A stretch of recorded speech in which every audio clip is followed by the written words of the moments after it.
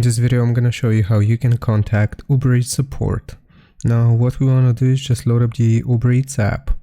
And once we have the app open, we're gonna click on account in the bottom right corner. From here, it's going to look a little something like this. And we just wanna scroll down until we see help and select help. After we have clicked on help, we will choose account and payments here. And the very last option should be I need to contact support. So it's going to show us this. Support is currently only available in English, so name on your account, you will type out the name and also your phone number on the account that is associated with it.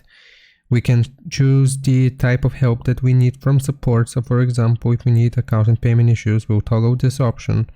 And here's where we actually type out all of the relevant information to our case.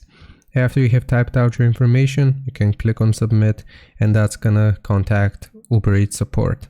I hope this helps. Leave a like and sub. I'll see you next time.